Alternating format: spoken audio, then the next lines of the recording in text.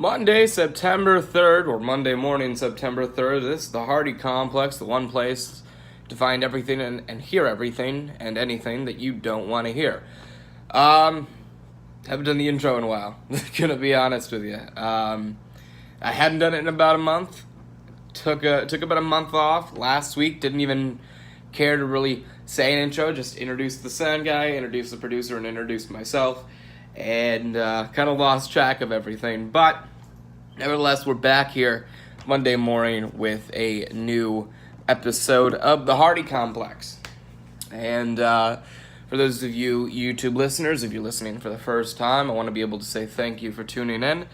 We do a question thing now and every so often, whenever the fuck I get a question that I like and that I deem acceptable in terms of me wanting to discuss it. So if you want me to answer one of your questions, leave them in the comments down below on this video or on any of the Hardy Complex videos, or you can tune into the live show on Monday mornings on Podcast 1. Hope to see you there. You can leave me your questions and everything on my Twitter and Instagram as well, at the Zach Hardy on Instagram and at Zachary Serra on Twitter. That's at ZACHARYSERRA. So with that being said, we had a lot to get into, guys. So, this past Saturday was a big event. If you're not a wrestling fan, you come here for my football talk, or if you're not a any other fan of any other thing, not wrestling, then you probably don't know what I'm talking about by the terms of All In. You may have seen it once or twice. It was heavily advertised a lot. I saw an advertisement on YouTube, which the only wrestling advertisements I ever get are WWE, and those are scarce. We got a couple of commercials on whatever network I was watching. I'm blanking on it, but we got a couple of commercials there. We got a bunch of advertisements on websites and everything. So this was marketed about as heavily as WWE would market like a SummerSlam or a WrestleMania. So that's a big deal in and of itself. So that got that caught a lot of eyes and undoubtedly bought in a couple more buys to the pay-per-view overall. Now obviously if you're looking at the title and you don't know what All In is, you see All In 2018, its aftermath and legacy. The big topic for you, in short, if you didn't watch All In, was that it was the first WWE or non-WWE/WCW independent show to sell out 10,000 seats in an arena since 1993. There have been companies that have done so beforehand. USW obviously did so in 2014. And there are a couple of other smaller but private company promotions that have done it since 2004, I want to say, or maybe it been 2003. Either way, it's the first major scale indie show to sell out 10,000 seats in an arena since 1993 without the company being involved with WWE or WCW. And because of that, obviously, there was a big deal around it. There were these groups, or this group in wrestling called the Bullet Club, and main individuals to put this show together were guys named Cody Rhodes, or Cody now, Matt and Nick Jackson, the Young Bucks.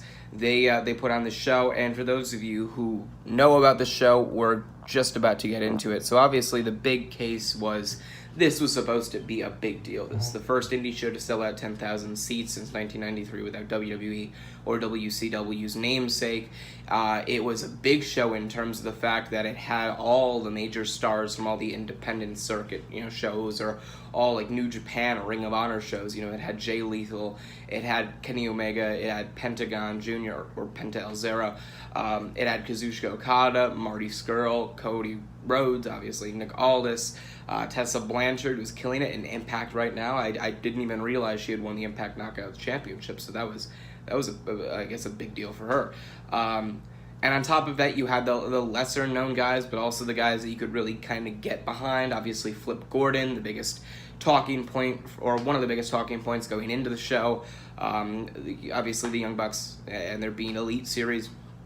Yeah, he had been vying to get on the card for months, probably I think close to a year, and So when it came down to it, all of these storylines were connected and put into action at All In.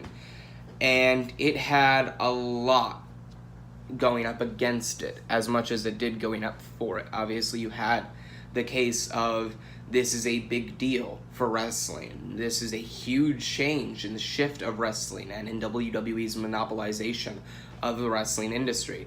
But at the same time, what was working against it was the fact that this was the first indie show of its kind, so you can't really fall flat on that night. You know, my thought is, what would have happened to WrestleMania if WrestleMania 1 would have flopped? You know? What would have happened to Call of Greatness if the first Call of Greatness were to have flopped? What would have happened to New Japan if, you know, one of the first Wrestle Kingdoms would have flopped? I mean, that's probably the least likely out of all those scenarios, but I don't think that show would have been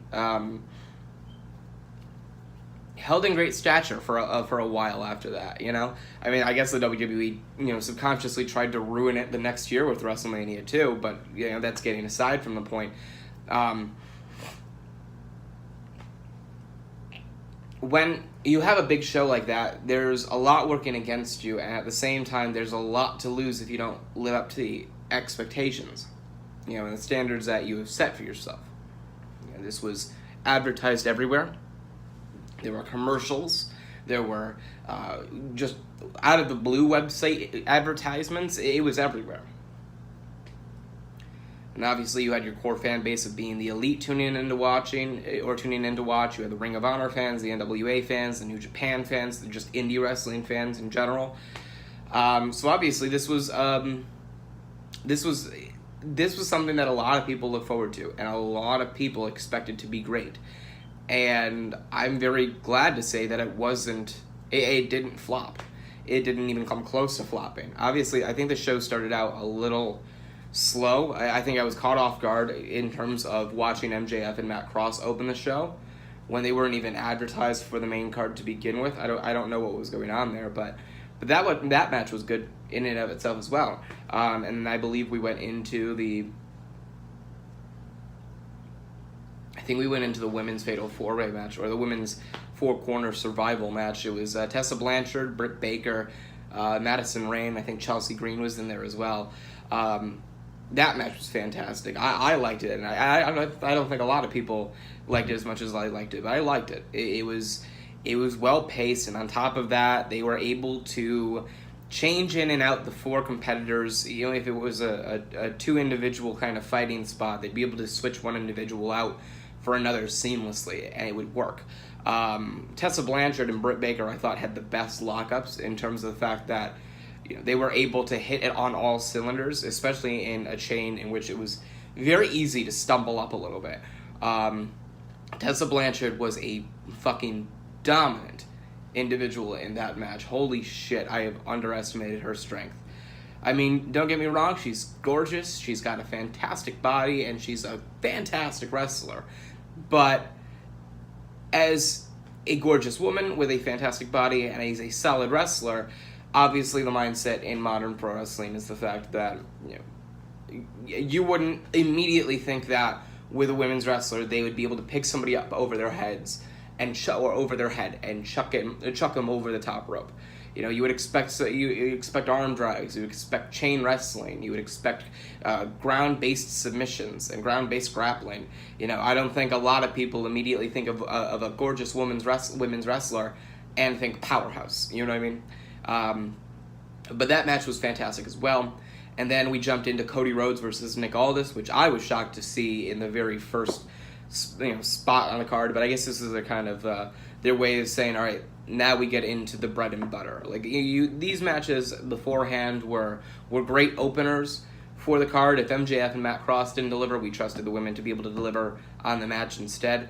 But now we get into the bread and butter. This is where the show starts kicking off, and the women did that already. But, you know, concerning with MJF and Matt Cross being a little out of left field, obviously I think the women's matchup was looked at as more of the opener than Cross and MJF. So we got into Cody and Nick Aldis. I wasn't particularly a fan of this match. I would say I wasn't a fan of the the slower paced. I think they took a lot more time. They started getting hot towards the end, and I especially loved the finish. It was shades a la Dusty Rhodes.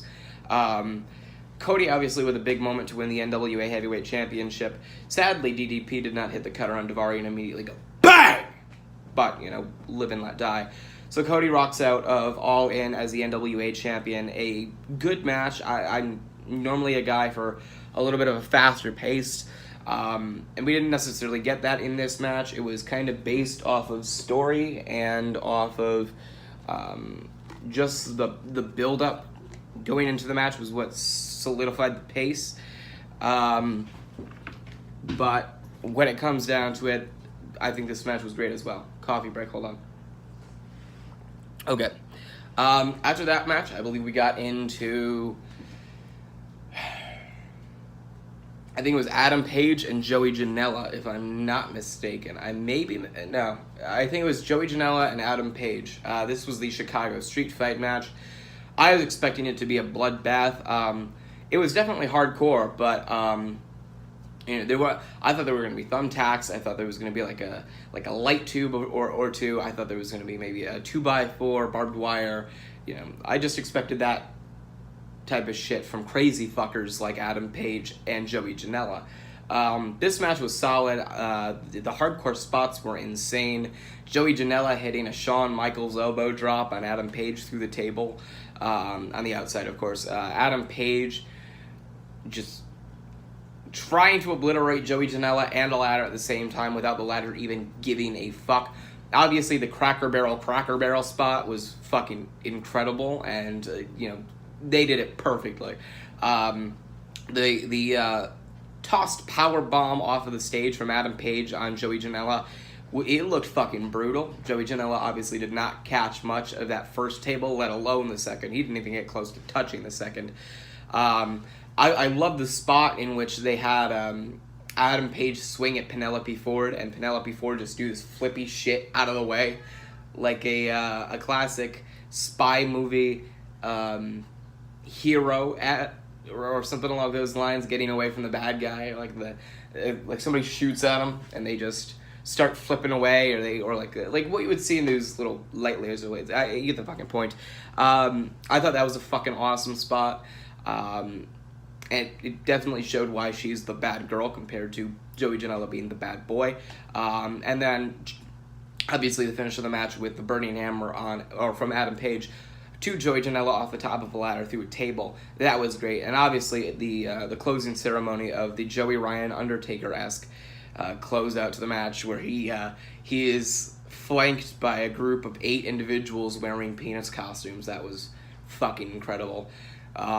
And then obviously the dick toss and the kick to the super kick to Adam Page with the lollipop in his mouth, and then the druid carry, or the Flacids carrying out Adam Page, Undertaker style. I thought that was fucking incredible. And also a nice way to tie in Joey Ryan to the overall show. And then you get into the rest of the card, Kenny Omega and Penta El Zero. That was fucking incredible. Both guys are world-class athletes. I loved that match as well. Though surprisingly, I did not love it as the match following that, which was... What are you doing? Never mind. I didn't love that match as much as I love the next match, which was Kazuchika Okada versus Marty Scurll. That match was fantastic. All the little spots from the umbrella being widened out to show All In. Fucking fantastic. Fantastic brand awareness. Obviously the 205 into the finger break from Marty Scurll. Marty Scurll almost coming close to beating Kazuchika Okada with the Rainmaker. Even Okada's little zoom out thing where the entire building is seen when he does the So I thought that was fucking fantastic. And then the closing sequence with the Kazuchika Okada hitting the Rainmaker on Scurll to win the match. That was fantastic. And then they moved into the main event, which was the Young Bucks and Kota Ibushi, or 3/4 of the Golden Elite, versus Bandito, Rey Fenix, and Rey Mysterio Jr. This match, I think, was... I liked it. It was very fast-paced, Bandito was fantastic. The Young Bucks were great. Kota Ibushi was fantastic. I don't think you really see too many matches in which Kota Ibushi looks the most physically intimidating. Rey Mysterio was in great shape. Rey Fenix was awesome. He was there too. And this match ended up going, I think it was 9 minutes or so. And the match cut off. They declared the Bucks and Kota as the winners. And then All In closed off. So obviously in the States, when you have pay-per-view, or if you're on a pay-per-view streaming service, they cut you off at a specific time. So if their clock gets to 11 o'clock and you're not done by the show, they cut you off air and they move into the next show. That's just how it's done, and so obviously they needed to be able to kind of get off of that. So they finished the...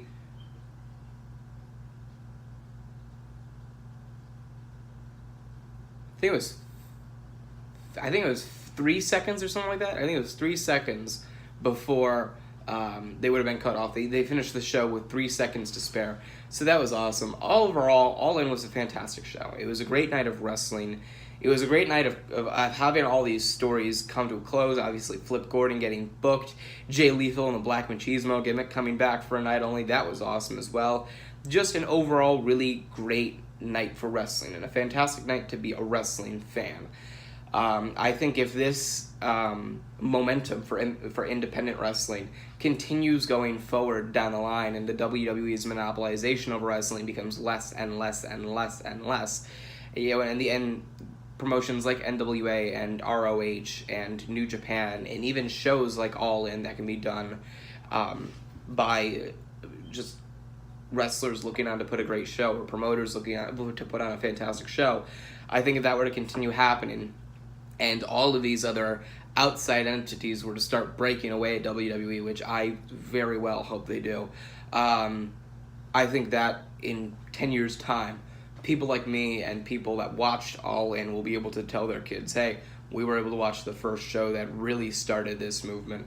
And I'm really happy with the show. It was a fantastic night for wrestling. If you're a Being the Elite fan, it was a fantastic night to get all your storylines closed off. And overall, it's a night that I hope we get to see again. I don't know if it's going to be in a year, maybe 6 months, maybe 2 years. Hell, I don't even know if we'll get it again. And if we don't get it again, then obviously this will be looked back on even more fondly. But overall, just I think a big moment for wrestling. And on top of that, I think it's a moment in which we see maybe a shift start to set in which the WWE, even though they may not lose every ounce of momentum or every ounce of power that they have over the wrestling industry, I think it could be the starting point in which WWE loses enough power to be able to have companies like Ring of Honor and New Japan actually start to make a real splash. And I would love that. That'd be fantastic. I'm really hoping for the best for all these guys, and I think we will get the best. So I think in 10 years' time, we can look back on this in two different lights, whether we look on it fondly because of what came after it or what didn't come after it, or we look on it fondly for being the starting point of a movement continuing on forward to that day. So, yeah, I mean, that's all I really got for it. I guess we move into football now.